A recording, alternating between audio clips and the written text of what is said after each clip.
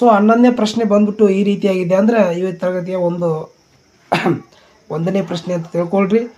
ಪ್ರಶ್ನೆ ಈ ರೀತಿಯಾಗಿದೆ. ವೈಗೊಟಸ್ಕಿ ಅವರ ಮಗುವಿಗೆ ತನ್ನಷ್ಟಕ್ಕೆ ತಾನೇ ಮಾಡಲು ಸಾಧ್ಯವಾಗದ ಆದರೆ ಹಿರಿಯರ ಸಹಾಯದಿಂದ ಮಾಡಬಹುದಾದ ಕಲಿಕೆಯ ಮಟ್ಟವನ್ನು ಏನೆಂದು ಕರೆಯುತ್ತಾರೆ ಅಂತ ಕೇಳಿದ್ರೆ, ಸೊ ಕ್ವಶನ್ ಲೆಂದಿ ಆಗಿರ್ತೈತಿ, ಆನ್ಸರ್ ಮಾತ್ರ ಚಿಕ್ಕದಾಗಿರ್ತೈತಿ. ಫಸ್ಟ್ ನೀವು ಪ್ರಶ್ನೆಯನ್ನು ಅರ್ಥ ಮಾಡ್ಕೋಬೇಕು. ತದನಂತರ ಏನಾಗುತ್ತೆ ನಿಮಗೆ ಉತ್ತರ ಸಡನ್ಲಾಗಿ ಸಿಕ್ಬಿಡ್ತೈತಿ. ನೋಡ್ರಿ, ಇಲ್ಲಿ ವೈಗೊಟಸ್ಕಿ ಅವರು ಸಾಮಾಜಿಕ ಮತ್ತು ಸಂಸ್ಕೃತಿಗೆ ಪ್ರಭಾವ ಕಲಿಕೆ ಸಿದ್ಧಾಂತ ಅಂತ ಕರಿತಾರಲ್ಲ ಅವ್ರು ಏನು ಮಾಡ್ತಾರೆ, ಇಲ್ಲಿ ಅವರ ಪ್ರಕಾರ ಮಗುವಿಗೆ ತನ್ನಷ್ಟಕ್ಕೆ ತಾನೇ ಮಾಡಲು ಸಾಧ್ಯವಾಗದ ಅಥವಾ ಆದರೆ ಹಿರಿಯರ ಸಹಾಯದಿಂದ ಮಾಡಬಹುದಾದ ಕಲಿಕೆಯ ಮಟ್ಟವನ್ನು ಏನೆಂದು ಕರೆಯುತ್ತಾರೆ ಅಂತ ನೋಡ್ರಿ. ಇಲ್ಲಿ ಸೊ ಸ್ವಲ್ಪ ಟ್ವಿಸ್ಟ್ ಆಗೈತಿ ನೋಡ್ರಿ. ನಿಮಗೊಂದು ಸುಳಿವು ಕೊಡ್ತಾ ಇದೀನಿ, ನೋಡ್ಕೊಳ್ರಿ ಅದು ಏನೈತಿ ಸುಳಿವು. ಸೊ ಸುಳಿವು ಈ ರೀತಿಯಾಗಿದೆ. ಇದನ್ನು ಝೋನ್ ಆಫ್ ಪ್ರಾಕ್ಸಿಮಲ್ ಡೆವಲಪ್ಮೆಂಟ್ ಎಂದು ಇಂಗ್ಲೀಷ್ನಲ್ಲಿ ಕರೆಯುತ್ತಾರೆ. ಝೋನ್ ಆಫ್ ಪ್ರಾಕ್ಸಿಮಲ್ ಡೆವಲಪ್ಮೆಂಟ್ ಆಟೋಮೆಟಿಕ್ಲಿಯಾಗಿ ನಿಮ್ಗೆ ಗೊತ್ತಾಗುತ್ತೆ ZPD ಅಂತೇಳಿ, ಸಮೀಪಸ್ಥ ವಿಕಾಸದ ವಲಯ. ಸೊ ಇದಕ್ಕೆ ಬಿ ಸರಿಯಾದ ಉತ್ತರ ಆಗುತ್ತೆ. ಸ್ವಲ್ಪ ಇದರ ಒಂದು ವಿವರಣೆಯನ್ನು ನೋಡೋಣ. ಇಲ್ಲಿ ನೋಡ್ರಿ, ಈ ಮಗುವು ಪ್ರಸ್ತುತ ಇರುವ ಸಾಮರ್ಥ್ಯ ಮತ್ತು ಸಹಾಯದೊಂದಿಗೆ ತಲುಪಬಹುದಾದ ಸಾಮರ್ಥ್ಯದ ನಡುವಿನ ಅಂತರವೇ ಈ ವಲಯವಾಗಿದೆ. ZPD ಅಂತಂದು ಏನಂದರೆ, ಮಗುವು ಪ್ರಸ್ತುತ ಇರುವ ಸಾಮರ್ಥ್ಯ ಮತ್ತು ಸಹಾಯದೊಂದಿಗೆ ತಲುಪಬಹುದಾದ ಸಾಮರ್ಥ್ಯ ಅಂದ್ರೆ ಮಗುವಿನಲ್ಲಿ ಒಂದು ಸ್ವಲ್ಪ ಸಾಮರ್ಥ್ಯ ಎನರ್ಜಿ ಇರ್ತೈತಿ, ಮತ್ತು ಇನ್ನೊಬ್ಬರಿಂದ ಸ್ವಲ್ಪ ಸಹಾಯ ತೊಗೊತೈತ್ರಿ. ಅದು ತೊಗೊಂಡು ಅದೇನು ಮಾಡ್ತಾ ಒಂದು ಹಂತವನ್ನು ಅಥವಾ ಒಂದು ದಡವನ್ನು ಸೇರ್ತೈತೆ. ಅದು ಸೇರಿದಾಗ ಅಲ್ಲಿ ತನ್ನ ಸಾಮರ್ಥ್ಯ ಮತ್ತು ಇನ್ನೊಬ್ಬರ ಒಂದು ಸಹಾಯನ ತೊಗೊಂಡಿರ್ತಾರಲ್ಲ, ಆ ಒಂದು ಸಾಮರ್ಥ್ಯವೇ ಏನಾಗುತ್ತಾ ZPD ಆಗುತ್ತಂತಂದು ಹೇಳಿ ಕರೀತಾರೆ. ಸೊ ಹಾಗಾಗಿ ಇದು ಆಪ್ಷನ್ ಬಿ ಇದಕ್ಕೆ ಸರಿಯಾದ ಉತ್ತರ ಆಗುತ್ತದೆ. ಸೊ ಆತ್ಮ ಸಾಕ್ಷಾತ್ಕಾರ ಅಂತಂದರೆ ಹೇಳಿದ್ನಲ್ರಿ ನಾನು, ಅಬ್ರಾಹಂ ಮಾಸ್ಲೋ ಅವರ ಅಗತ್ಯ ಶ್ರೇಣಿಯ ಸಿದ್ಧಾಂತದೊಳಗೆ ಅತ್ಯುನ್ನತ ಹಂತ ಇದೆ. ಇದ್ರ ಮೇಲೆ ಭಾಳ ಪ್ರಶ್ನೆಗಳು ಬಂದಿರತಕ್ಕಂಥದ್ದು.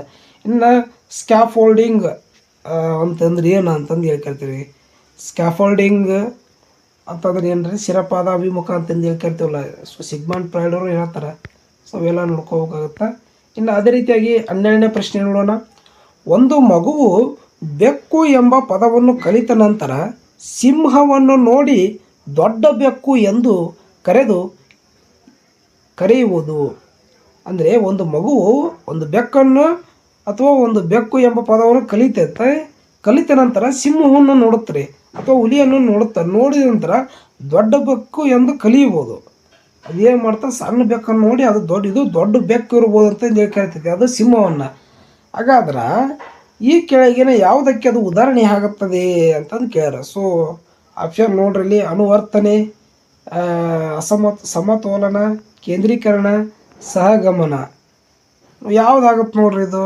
ಒಂದು ಬೆಕ್ಕು ಐತಿ, ಮಗು ಏನು ಮಾಡೈತಿ ಅದನ್ನು ನೋಡೈತ್ರಿ. ಅದು ನೋಡಿ ಮತ್ತೊಂದು ದೊಡ್ಡ ಬೆಕ್ಕ ಅದ ಒಂದು ಸಿಂಹವನ್ನು ನೋಡಿ ಏನು ಮಾಡೈತಿ, ಅದು ದೊಡ್ಡ ಬೆಕ್ಕ ಅಂತಂದು ತಿಳ್ಕೊತೈತ್ರಿ. ಅದು ಯಾವ ಒಂದು ಕಲಿಕೆ ಉದಾಹರಣೆ ಆಗುತ್ತಾ ಅಂತಂದು ಕೇಳ್ಯಾರ. ಸೊ ಒಂದು ಕ್ಲೂ ಕೊಡ್ತೀನಿ ರೀ ನಿಮ್ಗೆ. ಸೊ ಗೆಸ್ ಮಾಡಿರಿ. ನೋಡ್ರಿ, ಇಲ್ಲಿ ಹೊಸ ಅನುಭವವನ್ನು ಹಳೆಯ ಜ್ಞಾನದ ಚೌಕಟ್ಟಿಗೆ ಸೇರಿಸುವ ಪ್ರಕ್ರಿಯೆ ಆಗಿದೆ. ಅಂದರೆ ಇವಾಗ ಹಳೆಯ ಜ್ಞಾನ ಐತಿ, ಮತ್ತೊಂದು ಹೊಸ ಅನುಭವವನ್ನು ಅದರೊಂದಿಗೆ ಸೇರಿಸಿ ತಿಳ್ಕೊಳತಕ್ಕಂಥದ್ದು. ಅಂದರೆ ಯಾವುದಾಗುತ್ತೆ, ಅನುವರ್ತನೆ ಅಂತಂದ್ರೆ ಆಗಲ್ರಿ. ಸಮತೋಲನ ಅಂದರೆ ಬ್ಯಾಲೆನ್ಸ್ ಮಾಡೋಕ್ಕಾಗಲ್ಲ. ಕೇಂದ್ರೀಕರಣ ಅಂದ್ರೆ ಅದಾಗಲ್ಲ. ಸೊ ಯಾವ್ದು ಆಗ್ಬೋದು ನೋಡ್ರಿ, ಡಿ ಆಗುತ್ತೆ ನೋಡ್ರಿ. ಸೊ ಸರಿಯಾದ ಉತ್ತರ ಯಾವುದಾಗುತ್ತೆ ನೋಡ್ರಿಪ್ಪ ಅಂತಂದರೆ ಆಪ್ಷನ್ ಡಿ ಅಂತಕ್ಕಂಥದ್ದು ಇದಕ್ಕೆ ಸರಿಯಾದ ಉತ್ತರ ಆಗುತ್ತದೆ. ಆಪ್ಷನ್ ಡಿ ಇದಕ್ಕೆ ಸರಿಯಾಗುತ್ತೆ. ಅಂದರೆ ಸಹಗಮನ, ಈಗಾಗಲೇ ಹಳೆ ಜ್ಞಾನ ಐತ್ರಿ, ಸಂಪೂರ್ಣವಾಗಿ ಹಳೆ ಜ್ಞಾನವನ್ನು ಮರ್ತಿಲ್ಲ, ಕೈ ಬಿಟ್ಟಿಲ್ಲ. ತಿಳ್ಕೊಳ್ರಿ, ಇಲ್ಲಿ ಸಹಗಮನ ಅಂದ್ರೆ ಹಳೆಯ ಜ್ಞಾನ ಐತಿ, ಆ ಹಳೆಯ ಜ್ಞಾನ ಐತಿ, ಹಳೆಯ ಜ್ಞಾನದ ಜೊತೆಗಿನ ಹೊಸ ಅನುಭವವನ್ನು ಅದಕ್ಕೆ ಸೇರ್ಪಡೆ ಮಾಡುತ್ತಾ ಸೇರಿಸ್ಕೊಂಡು ಏನು ಮಾಡುತ್ತಾ ಸಹಗಮನ ಆಗಮನ ಮಾಡ್ಕೊತೈತಿ. ಇಲ್ಲಿ ಹೊಸ ಮಾಹಿತಿಯನ್ನು ಮಗುವು ತನ್ನ ಹಳೆಯ ಜ್ಞಾನಕ್ಕೆ ಹೊಂದಿಸಿಕೊಳ್ಳಲು ಪ್ರಯತ್ನಿಸುತ್ತದೆ. ಸ್ಕೀಮಾ ಅಂತಂದು ಹೇಳಿ ಕರಿತೀವಲ್ಲ ನಾವು, ಸ್ಕೀಮಾ ಅರ್ಥಾತ. ಸೊ ಏನು ಮಾಡ್ತಾ ಇರ್ತಕ್ಕಂಥ ಜ್ಞಾನದೊಂದಿಗಿನ ಹೊಸ ಅನುಭವನ ಸೇರ್ಪಡೆ ಮಾಡ್ಕೊಳ್ಳೋದೇ ಸಹಗಮನ. ಹಾಗಾಗಿ ಆಪ್ಷನ್ ಡಿ ಅದಕ್ಕೆ ಸರಿಯಾದ ಉತ್ತರ. ಇನ್ನು ಅದೇ ರೀತಿಯಾಗಿ ಮುಂದುವರೆದು 13ನೇ ಪ್ರಶ್ನೆ ನೋಡೋಣ. ಪ್ರಶ್ನೆ ಈ ರೀತಿಯಾಗಿದೆ: ಪ್ರತಿಭಾವಂತ ಮಕ್ಕಳ ಬುದ್ಧಿಶಕ್ತಿ ಸೂಚ್ಯಂಕ ಸಾಮಾನ್ಯವಾಗಿ ಎಷ್ಟು ಇರುತ್ತದೆ? ಪ್ರತಿಭಾವಂತ ಮಕ್ಕಳ ಬುದ್ಧಿಶಕ್ತಿ ಸೂಚ್ಯಂಕ ಸಾಮಾನ್ಯವಾಗಿ ಎಷ್ಟು ಇರುತ್ತದೆ ಅಂತ ಕೇಳ್ಯಾರ. ಸೊ ನೋಡ್ರಿ, ಇಲ್ಲಿ ಪ್ರತಿಭಾವಂತರಂದ್ರೆ ಅತಿ ಹೆಚ್ಚು ಟಾಪಲ್ಲಿರ್ತಕ್ಕಂಥವ್ರು ಅವರು. ಸೊ ಅವ್ರದ್ದು ಒಂದು ಐ ಕ್ಯೂ ಎಷ್ಟು ಇರ್ತದೆ ಅಂತಂದು ಹೇಳಿ ಕೇಳ್ಯಾರ. ಸೊ ಆಪ್ಷನ್ನು 90ರಿಂದ 110, 70ಕ್ಕಿಂತ ಕಡಿಮೆ, 110ಕ್ಕಿಂತ 120, ಅಥವಾ 40ಕ್ಕಿಂತ ಹೆಚ್ಚು ಅಂತ ಕೇಳ್ಯಾರ. ಸೊ ಪ್ರತಿಭಾವಂತರು ಇವರು ಎಲ್ಲರಿಗಿಂತ ಟಾಪಲ್ಲಿ ಇರ್ತಕ್ಕಂಥವ್ರು. ಸೊ ಯಾವುದಾಗ್ತಾ ಒಂದು ನಿಮಗೆ ಸುಳಿವನ್ನು ಕೊಡ್ತೀನಿ. ಅದ ಸುಳಿವು ಅಂದರೆ ಅತ್ಯುನ್ನತ ಶ್ರೇಣಿಯ ಬುದ್ಧಿಮತ್ತೆ ಅಂತ ಹೇಳಿ. ಯಾವುದಾಗುತ್ತಪ್ಪ ಅಂತಂದರೆ ಆಪ್ಷನ್ ಡಿ ಅಂತಕ್ಕಂಥದ್ದು ಇಲ್ಲಿ ಸರಿಯಾದ ಉತ್ತರ ಆಗುತ್ತದೆ. ಟರ್ಮನ್ ಅವರ ವರ್ಗೀಕರಣದ ಪ್ರಕಾರ ಆಪ್ಷನ್ ಡಿ ಅದಕ್ಕೆ ಸರಿಯಾಗುತ್ತೆ.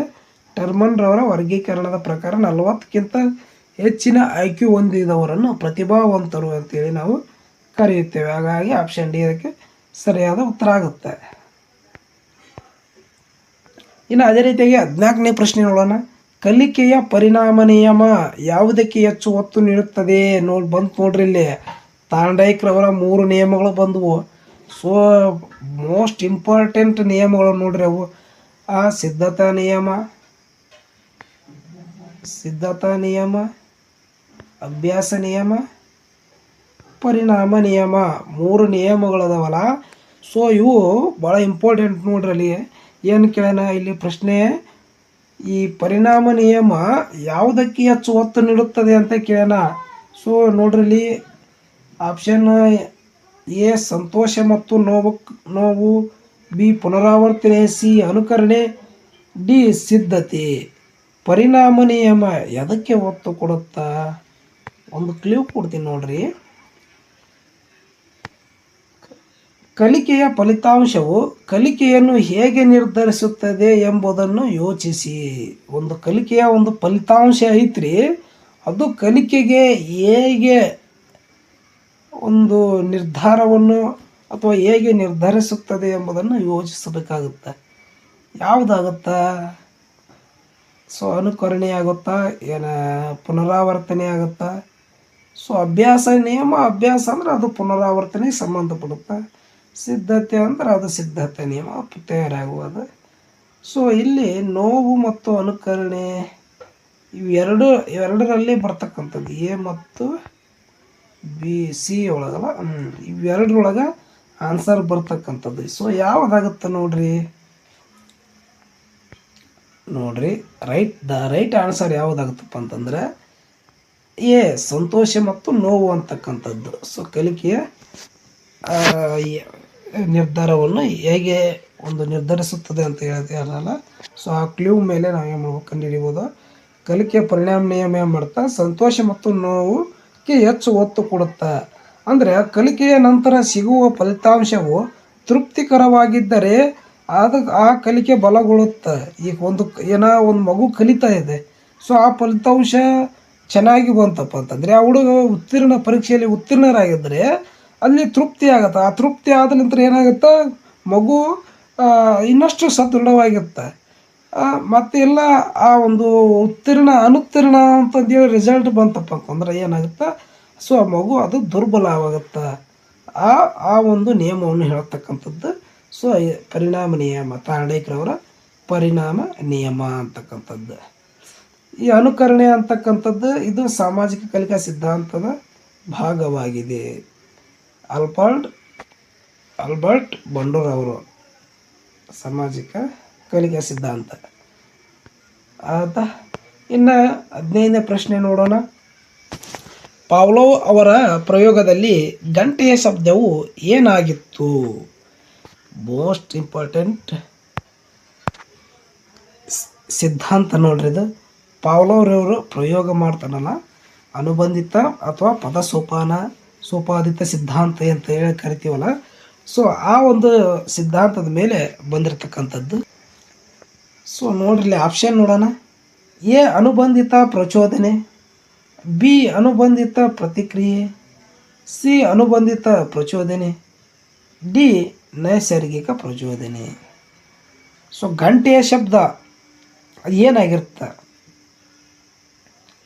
ನೈಸರ್ಗಿಕ ಪ್ರಚೋದನೆನ, ಏನು ಅನುಬಂಧಿತ ಪ್ರಚೋದನೆನ, ಏನು ಅನುಬಂಧಿತ ಪ್ರತಿಕ್ರಿಯೆನ, ಏನು ಅನುಬಂಧಿತ ಪ್ರಚೋದನೆನ?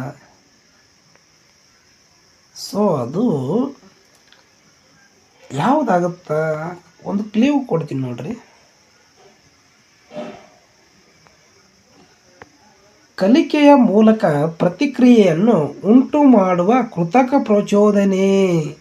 ಸೊ ಕಲಿಕೆಯ ಮೂಲಕ ಪ್ರತಿಕ್ರಿಯೆಯನ್ನು ಉಂಟು ಮಾಡುವ ಕೃತಕ ಪ್ರಚೋದನೆ ಅಂತ ಕೇಳ. ಸೊ ನೀವು ಐಡೆಂಟಿಫೈ ಮಾಡ್ಬೋದು. ಸೊ ಯಾವುದಾಗುತ್ತಾ? ಆಪ್ಷನ್ ಎ ಮತ್ತು ಸಿ ಒಳಗೆ ಇದು ಉತ್ತರ ಬರ್ತಕ್ಕಂಥದ್ದು, ಎ ಮತ್ತು ಸಿ ಒಳಗೆ. ಸೊ ಯಾವುದಾಗುತ್ತಪ್ಪ ಅಂತಂದ್ರೆ ಆಪ್ಷನ್ ಸಿ ಅಂತಕ್ಕಂಥದ್ದು ಇಲ್ಲಿ ಸರಿಯಾದ ಉತ್ತರ ಆಗುತ್ತದೆ. ಆಪ್ಷನ್ ಸಿ ಅನುಬಂಧಿತ ಪ್ರಚೋದನೆ ಅಂತಕ್ಕಂಥದ್ದು ಏನೈತಲ್ಲ, ಸೊ ಇದು ಸರಿಯಾದ ಉತ್ತರ ಆಗುತ್ತೆ. ಸೊ ಗಂಟೆಯ ಶಬ್ದ, ಆ ಗಂಟೆಯ ಶಬ್ದ ಏನಾಗುತ್ತೆ? ಅದು ಪ್ರಚೋದನೆ ನೀಡುತ್ತದೆ. ಒಂದು ಸರಿ ಗಂಟೆಯ ಶಬ್ದ ಬಾರಿಸಿದಾಗ, ಒಂದು ಮಾಂಸದ ತುಂಡನ್ನು ಕೊಟ್ಟಾಗ ನಾಯಿ ಏನು ಮಾಡ್ತೈತಿ? ಜೊಲ್ಲನ್ನು ಸುರಿಸುತ್ತದೆ. ಸೊ ಆಗ ಏನು, ಈ ಒಂದು ಸಿದ್ಧಾಂತದೊಳಗೆ ಒಂದು ಸಾರಿ ಗಂಟೆ ಬಡಿದಾಗ ಆಹಾರವನ್ನು ನೀಡಿರ್ತಾನೆ, ಜೊಲ್ಲು ಸುರಿಸ್ತೈತಿ. ಒಂದು ಸಾರಿ ಗಂಟೆನ ಬಡಿಯೋಲ್ಲ, ಆಹಾರವನ್ನು ಕೊಡೋಗಲ್ಲ. ಆದರೂ ಸ್ವಾಭಾವಿಕ ಪ್ರಚೋದನೆಯನ್ನು ನೀಡ್ತಕ್ಕಂಥದ್ದು ನಾಯಿ. ಸ್ವಾಭಾವಿಕ ಪ್ರಚೋದನೆ ನೀಡ್ತಾ ಅಂದ್ರೆ ಮನಸ್ಸೊಳಗೆ ಏನು ಮಾಡುತ್ತಾ? ಗಂಟೆ ಶಬ್ದ ಬಾರಿಸಿತ್ತಂದ್ರೆ ನನಗೆ ಊಟ ಬರುತ್ತದೆ ಅಂತ ಒಂದು ಪರಿಕಲ್ಪನೆ ನಾಯಿಯಲ್ಲಿ ಬಂದುಬಿಡುತ್ತಾ ಅಂತ ಒಂದು ತಿಳಿಸುವಂಥ ಸಿದ್ಧಾಂತವಾಗಿದೆ. ಸೊ ಮೊದಲು ತಟಸ್ಥವಾಗಿದ್ದ ಗಂಟೆಯ ಶಬ್ದವು ಆಹಾರದೊಂದಿಗೆ ಸಂಬಂಧ ಹೊಂದಿದ ನಂತರ ಕಲಿತ ಪ್ರಚೋದನೆ ಆಯಿತು ಅಂತಕ್ಕಂಥದ್ದನ್ನು ತಿಳಿಸುತ್ತದೆ.